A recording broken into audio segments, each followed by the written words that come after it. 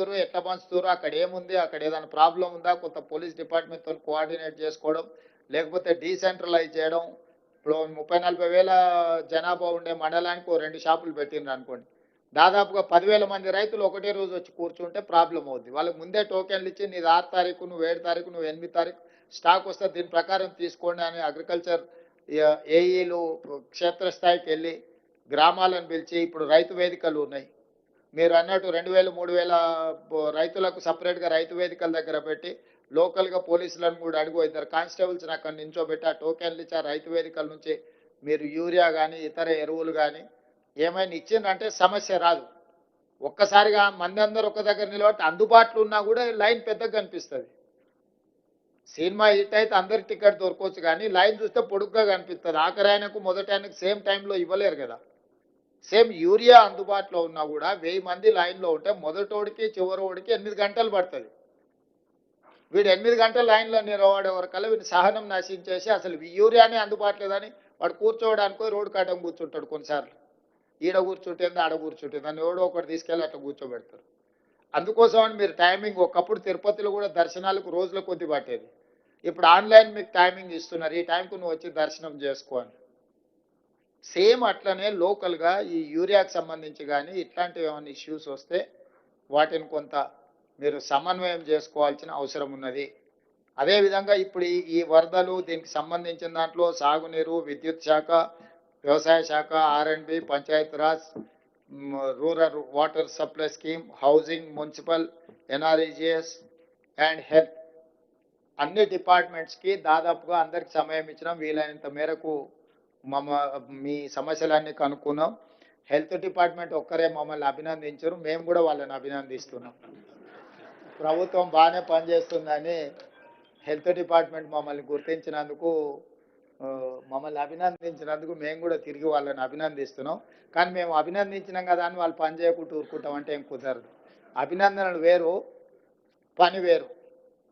కాబట్టి ఖచ్చితంగా ఈ సమావేశంలో పాల్గొన్న అందరు అధికారులకు, ప్రజాప్రతినిధులకు సమస్య వచ్చినప్పుడు రాజకీయాలకు అతీతంగా మనం వ్యవహరించాలి.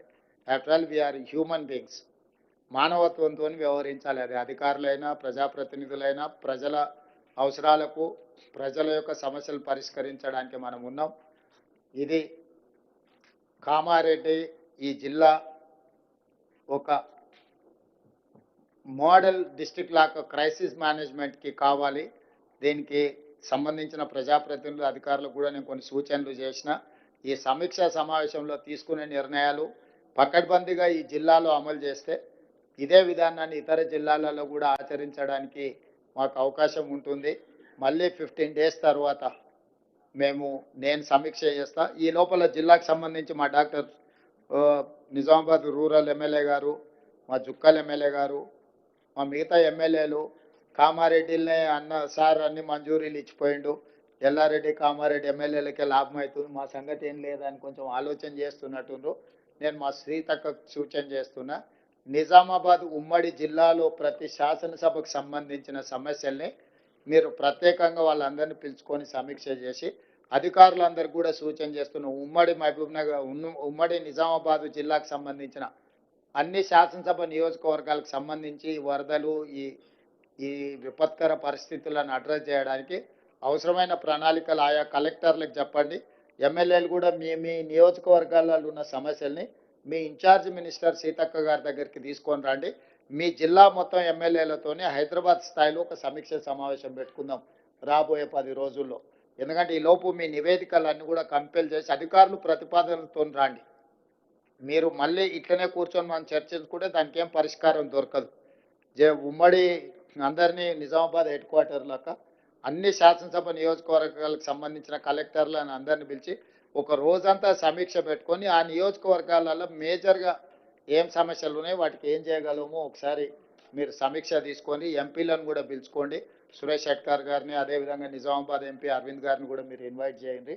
ఈ ఉమ్మడి నిజామాబాద్ జిల్లాకు సంబంధించిన ప్రజాప్రతినిధులు ఎవరెవరైతే ఇందులో పాల్గొన్నారో, పెద్దలు పోచారం శ్రీనివాసరెడ్డి గారు, వీరందరూ మన నియోజకవర్గాలకు సంబంధించిన కీలకమైన సమస్యలు, ముఖ్యంగా ఈ వరదల సమయంలో, ఈ వర్షాల సమయంలో జరిగిన డ్యామేజ్ ఏమేమి రిపేర్లు చేయాలి, ఏమేమి నిధులు మంజూరు చేయాలి, వీటన్నిటికి సంబంధించి ప్రభుత్వం ఈ ప్రాంతానికి సానుకూలంగా స్పందించి నిధులు వేగంగా విడుదల చేస్తాం.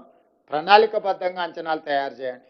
అందాజ మీద చేయడము, టెంపరరీ కోసం, టెంపరరీ అనేది ఫ్లడ్స్ వచ్చినప్పుడు అడ్రస్ చేసేది.